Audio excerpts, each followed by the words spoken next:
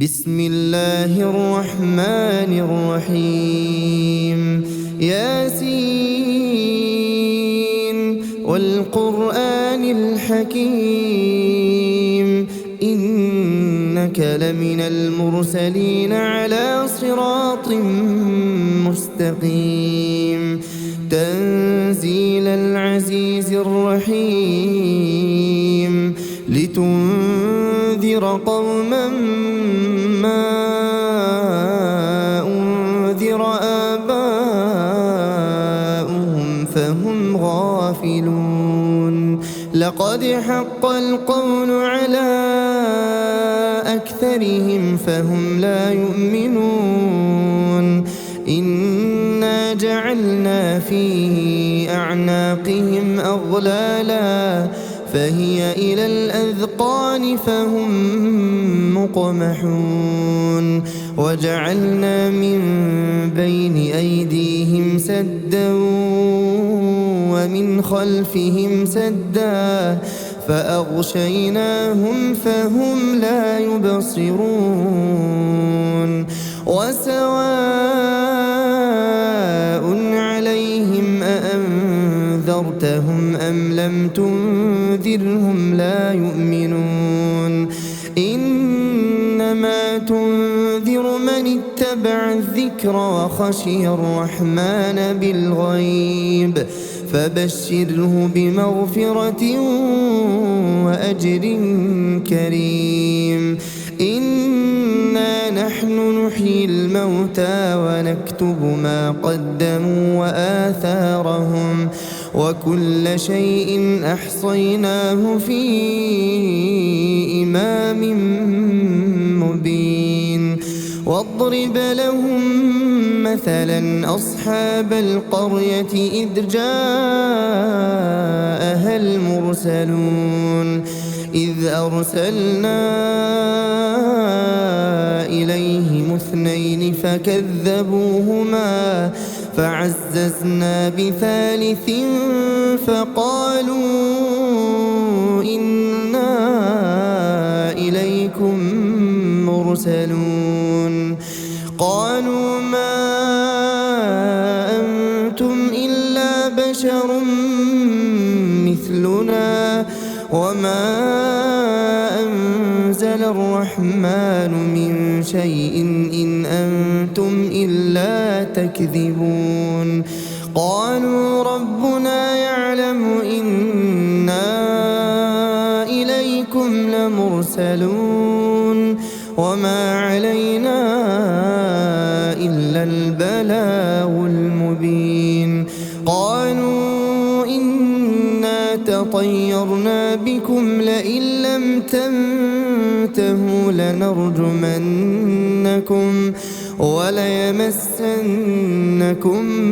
منا عذاب أليم قالوا طائركم معكم أئن ذكرتم بل أنتم قوم مسرفون وجاء من أقصى المدينة رجل يسعى قال يا قوم اتبعوا المرسلين اتبعوا من لا يسألكم أجرا وهم مهتدون وما لي لا أعبد الذي فطرني وإليه ترجعون أأتخذ من دونه آلهة إن يردني الرحمن بضر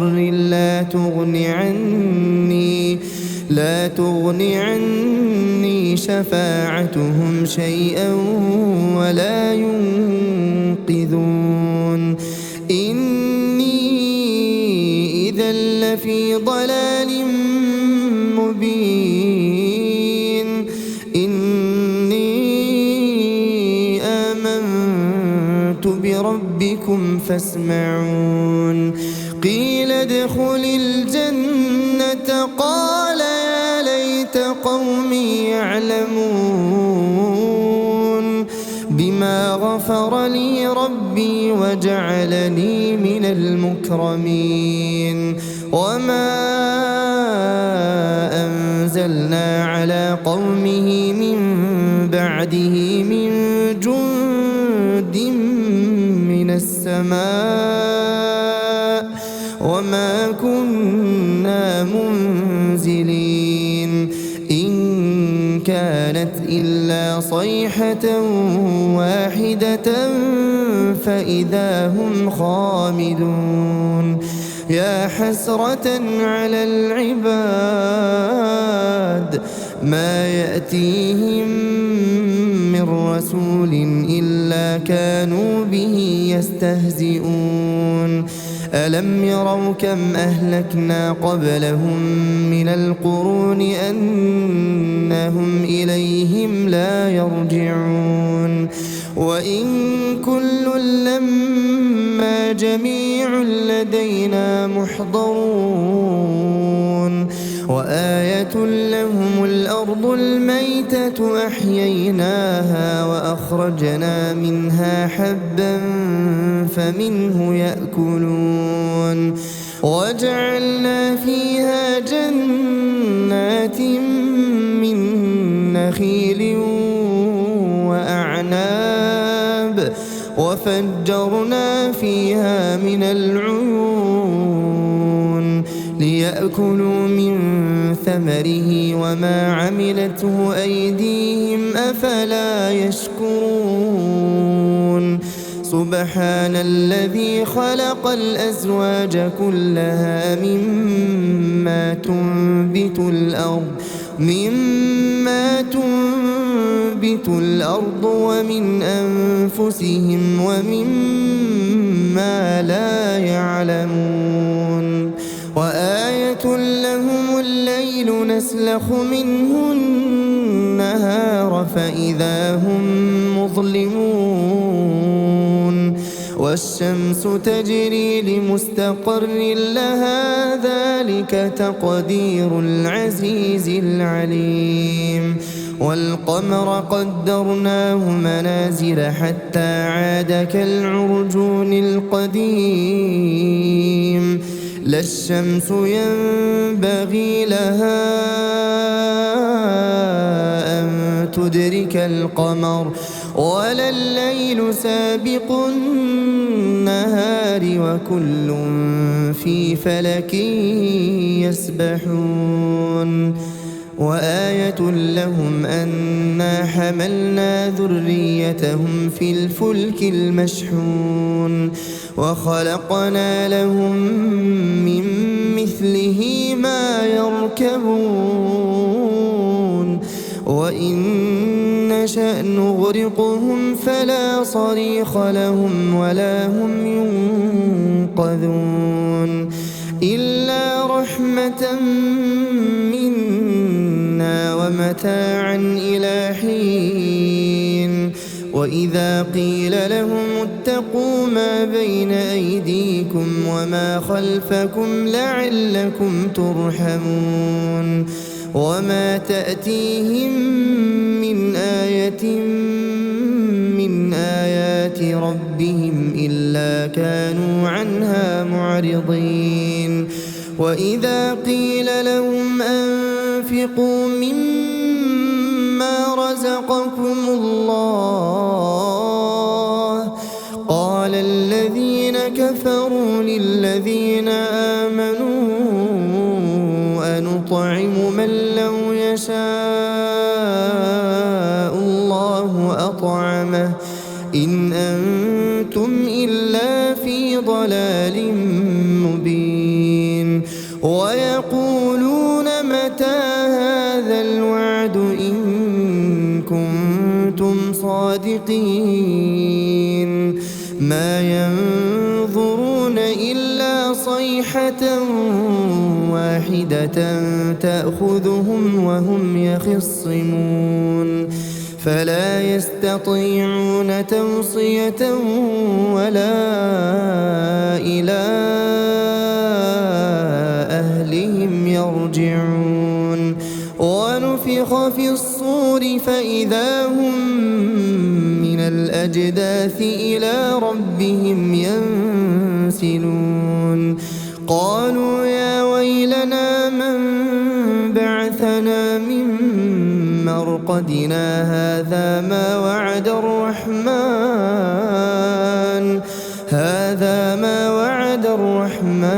وصدق المرسلون إن كانت إلا صيحة واحدة فإذا هم جميع لدينا محضرون فاليوم لا تظلم نفس شيئا ولا تجزون إلا ما كنتم تعملون إن أصحاب الجنة اليوم في شغل فاكهون هم وأزواجهم في ظلال على الأرائك متكئون لهم فيها فاكهة ولهم ما يدعون سلام قولا من رب رحيم وامتازوا اليوم أيها المجرمون ألم أعهد إليكم يا بني آدم ألا تعبدوا الشيطان إنه لكم عدو مبين وأن اعبدوني هذا صراط مستقيم ولقد أضل منكم جبلا كثيرا أفلم تكونوا تعقلون هذه جهنم التي كنتم توعدون اصلوها اليوم بما كنتم تكفرون اليوم نختم على أفواههم وتكلمنا أيديهم وتشهد أرجلهم بما كانوا يكسبون ولو نشاء لطمسنا على أعينهم فاستبقوا الصراط فأنى يبصرون ولو نشاء لمسخناهم على مكانتهم فما استطاعوا مضيا ولا يرجعون ومن نعمره ننكسه في الخلق أفلا يعقلون وما علمناه الشعر وما ينبغي له إن هو إلا ذكر وقرآن مبين لينذر من كان حيا ويحق القول على الكافرين أولم يروا أنا خلقنا لهم مما عملت أيدينا أنعاما فهم لها مالكون وذللناها لهم فمنها ركوبهم ومنها يأكلون ولهم فيها منافع ومشارب أفلا يشكرون واتخذوا من دون الله آلهة لعلهم ينصرون لا يستطيعون نصرهم وهم لهم جند محضرون فلا يحزنك قولهم إنا نعلم ما يسرون وما يعلنون أولم ير الإنسان أنا خلقناه من نطفة فإذا هو خصيم مبين وضرب لنا مثلا ونسي خلقه قال من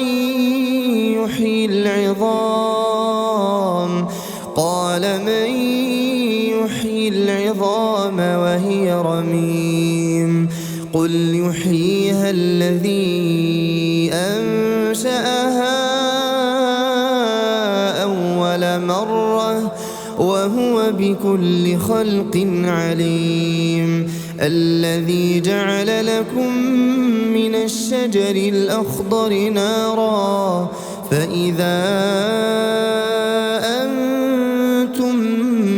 منه توقدون أوليس الذي خلق السماوات والأرض بقادر على أن يخلق مثلهم بلى وهو الخلاق العليم إنما أمره إذا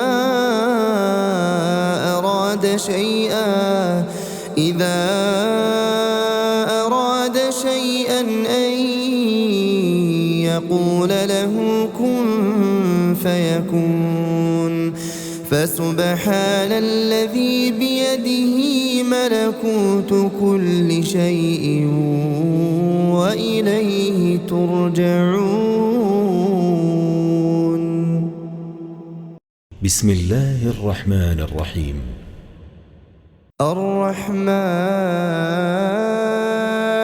علم القرآن خلق الإنسان علمه البيان الشمس والقمر بحسبان والنجم والشجر يسجدان والسماء رفعها ووضع الميزان ألا تطغوا في الميزان وأقيموا الوزن بالقسط ولا تخسروا الميزان والأرض وضعها للأنام فيها فاكهة والنخل ذات الأكمام والحب ذو العصف والريحان فبأي آلاء ربكما تكذبان خلق الإنسان من صلصال كالفخار وخلق الجان من مارج من نار فبأي آلاء ربكما تكذبان رب المشرقين ورب المغربين فبأي آلاء ربكما تكذبان مرج البحرين يلتقيان بينهما برزخ لا يبغيان فبأي آلاء ربكما تكذبان يخرج منهما اللؤلؤ والمرجان فبأي آلاء ربكما تكذبان وله الجوار المنشآت في البحر كالأعلام فبأي آلاء ربكما تكذبان كل من عليها فان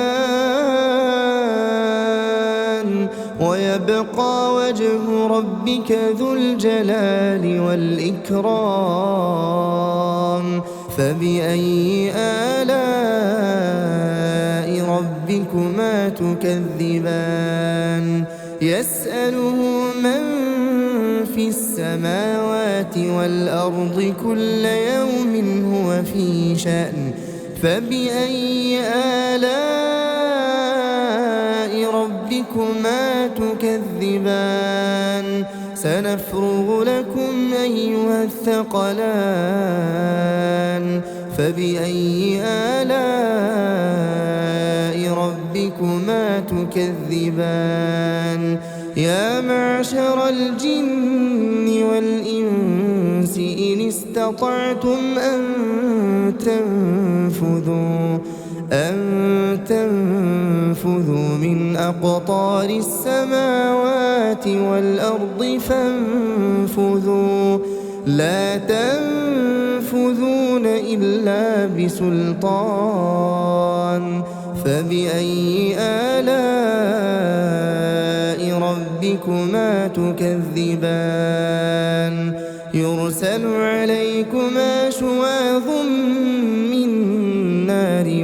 ونحاس فلا تنتصران فبأي آلاء ربكما تكذبان فإذا انشقت السماء فكانت وردة كالدهان فبأي آلاء ربكما تكذبان فيومئذ لا يسأل عن ذنبه إنس ولا جان فبأي آلاء ربكما تكذبان يعرف المجرمون بسيماهم فيؤخذ بالنواصي والأقدام فبأي آلاء ربكما تكذبان هذه جهنم التي يكذب بها المجرمون يطوفون بينها وبين حميم آن فبأي آلاء ربكما تكذبان ولمن خاف مقام ربه جنتان فبأي آلاء ربكما تكذبان ذواتا أفنان فبأي آلاء ربكما تكذبان فيهما عينان تجريان فبأي آلاء ربكما تكذبان فيهما من كل فاكهة زوجان فبأي آلاء ربكما تكذبان متكئين على فرش بطائنها من استبرق وجنى الجنتين دان فبأي آلاء ربكما تكذبان فيهن قاصرات الطرف لم يطمثهن إنس قبلهم ولا جان فبأي آلاء ربكما تكذبان كأنهن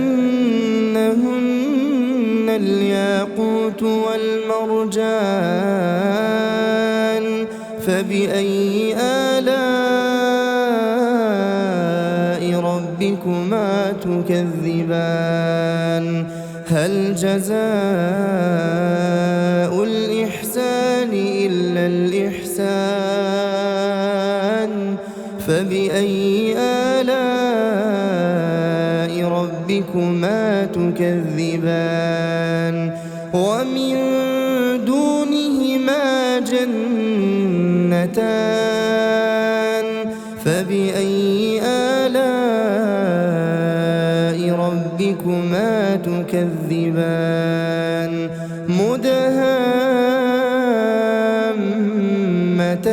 مدهامتان فبأي آلاء ربكما تكذبان فيهما عينان نضاختان فبأي آلاء ربكما تكذبان فيهما فاكهة ونخل ورمان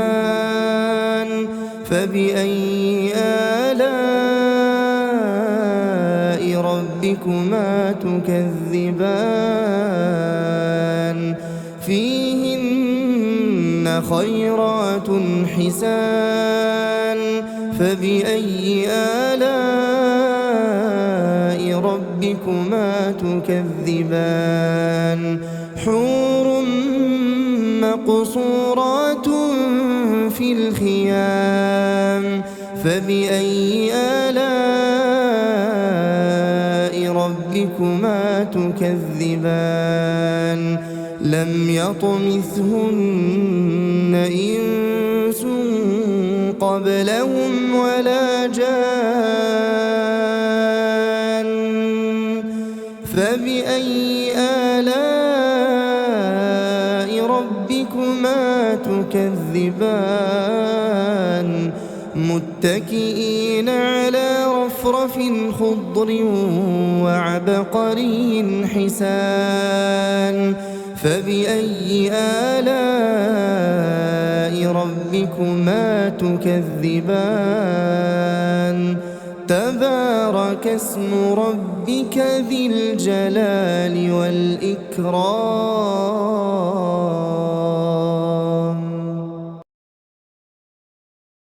بسم الله الرحمن الرحيم إذا وقعت الواقعة ليس لوقعتها كاذبة خافضة رافعة إذا رجت الأرض رجا وبست الجبال بسا فكانت هباء منبثا وكنتم أزواجا ثلاثة فأصحاب الميمنة ما أصحاب الميمنة وأصحاب المشأمة ما أصحاب المشأمة والسابقون السابقون أولئك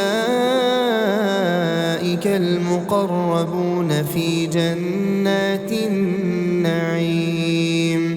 ثلة من الأولين وقليل من الآخرين على سرر موضونة متكئين عليها متقابلين يطوف عليهم ولدان مخلدون بأكواب وأباريق وكأس من معين لا يصدعون عنها ولا ينزفون وفاكهة مما يتخيرون ولحم طير مما يشتهون وحور عين كأمثال اللؤلؤ المكنون جزاء بما كانوا يعملون لا يسمعون فيها لغوا ولا تأثيما إلا قيلا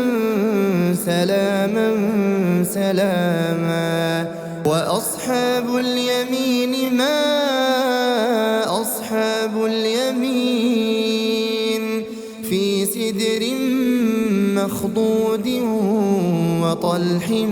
منضود وظل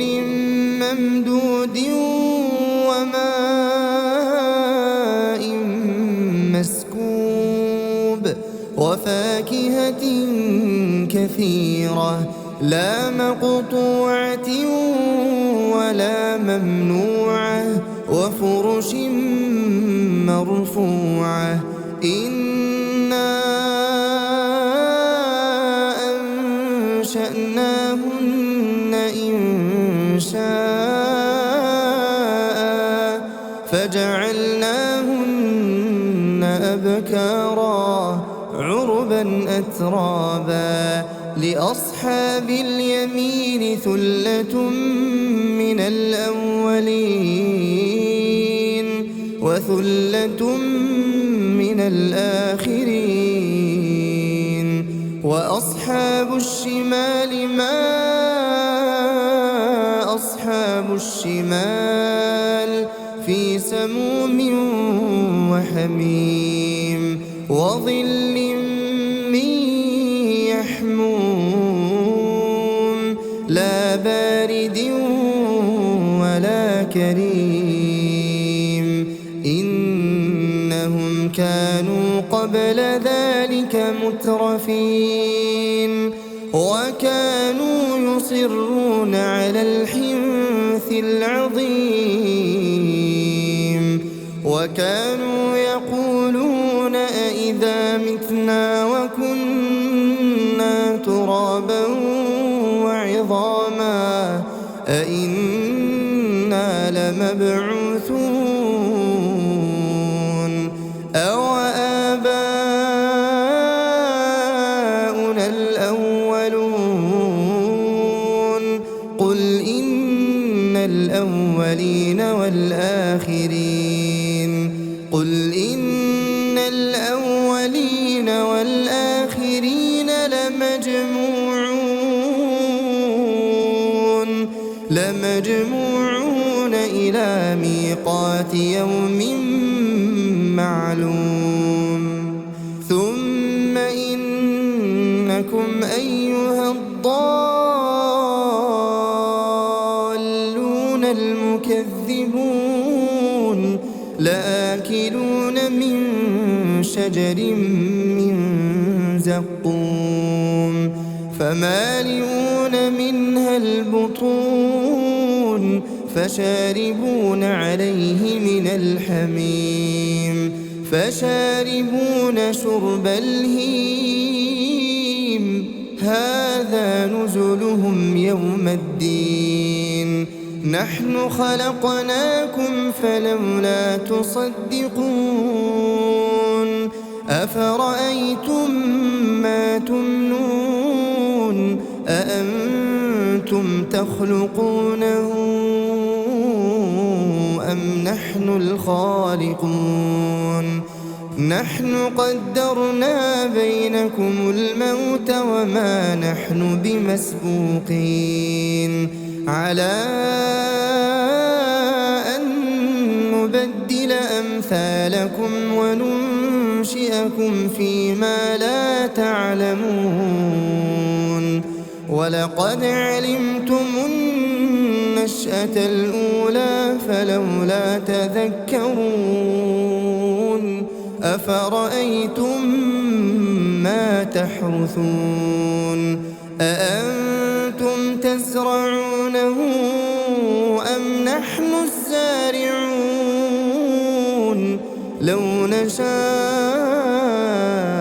لجعلناه حطاما فظلتم تفكهون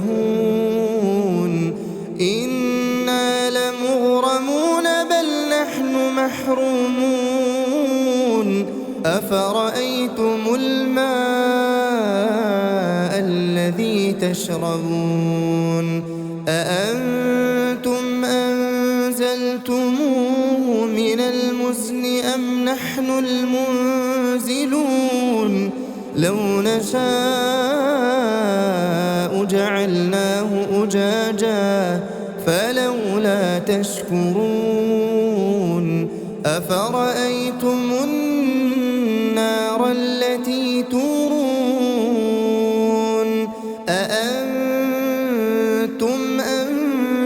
أنتم شجرتها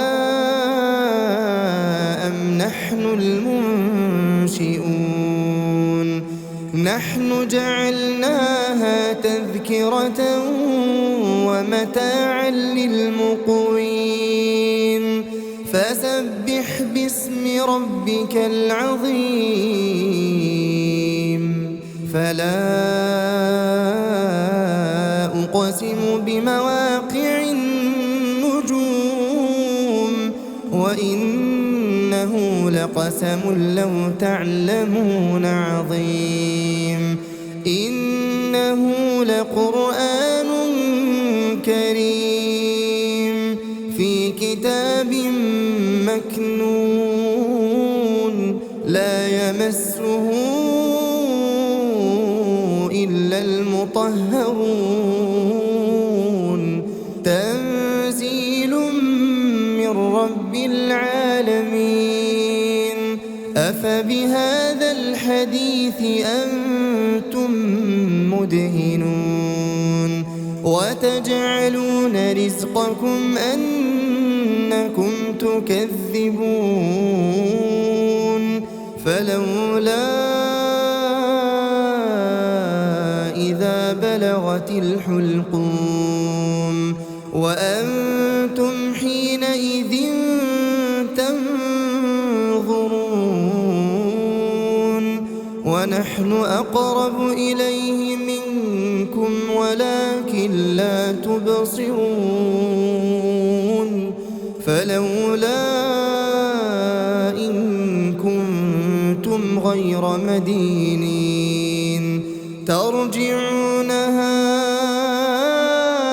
إن كنتم صادقين فأما إن كان من المقربين فروح وريحان وجنة نعيم وأما إن كان من أصحاب اليمين فسلام لك من أصحاب اليمين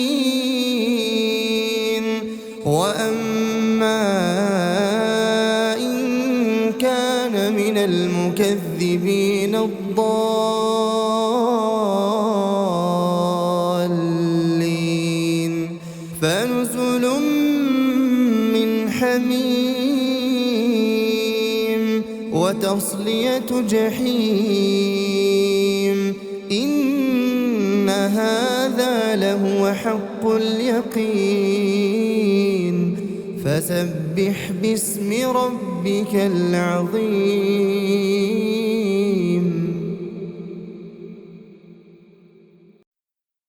بسم الله الرحمن الرحيم تبارك الذي بيده الملك وهو على كل شيء قدير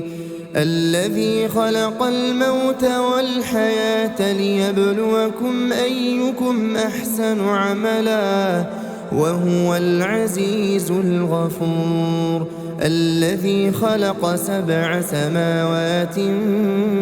طباقا ما ترى في خلق الرحمن من تفاوت فارجع البصر هل ترى من فطور ثم ارجع البصر كرتين ينقلب إليك البصر خاسئا وهو حسير ولقد زينا السماء الدنيا بمصابيح وجعلناها رجوما للشياطين وأعتدنا لهم عذاب السعير وللذين كفروا بربهم عذاب جهنم وبئس المصير إذا ألقوا فيها سمعوا لها شهيقا وهي تفور تكاد تميز من الغيظ كلما ألقي فيها فوج سألهم خزنتها ألم يأتكم نذير قالوا بلى قد جاءنا نذير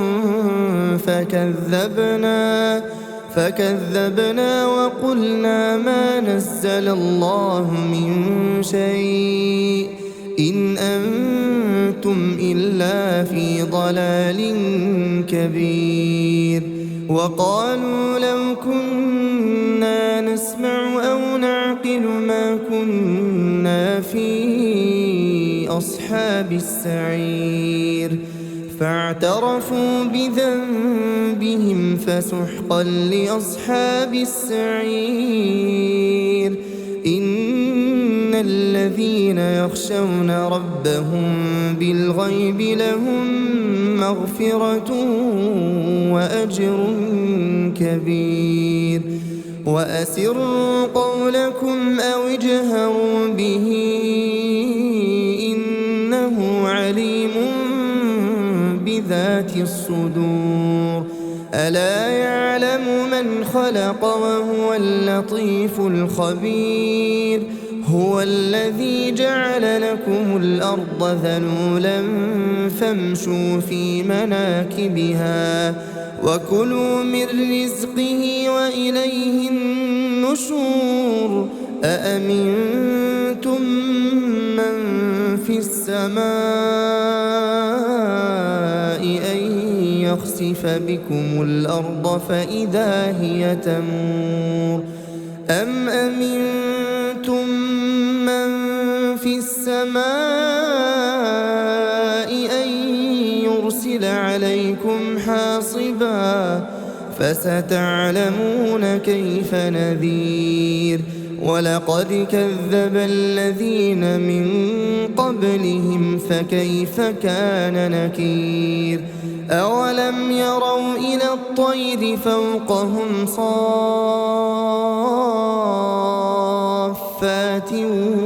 ويقبضن ما يمسكهن إلا الرحمن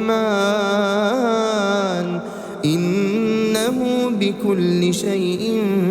بصير أمن هذا الذي هو جند لكم ينصركم من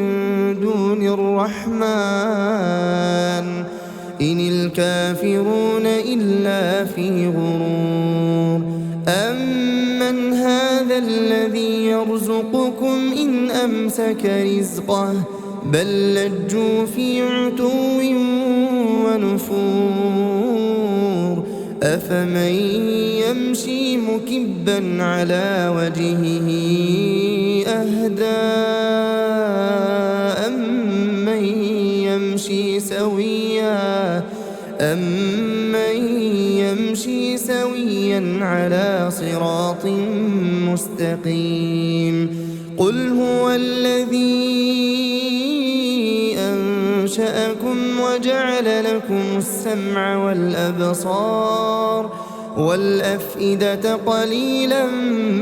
ما تشكرون قل هو الذي ذرأكم في الأرض وإليه تحشرون ويقولون متى هذا الوعد إن كنتم صادقين قل إنما العلم عند الله وإنما أنا نذير مبين فلما رأوه زلفة سيئت وجوه الذين كفروا وقيل هذا الذي كنتم به تدعون قل أرأيتم إن أهلكني الله ومن معي أو رحمنا فمن يجير الكافرين من عذاب أليم. قل هو الرحمن آمنا به وعليه توكلنا فستعلمون من هو في ضلال مبين. قل أرأيتم إن أصبح ماؤكم غورا فمن يأتيكم بماء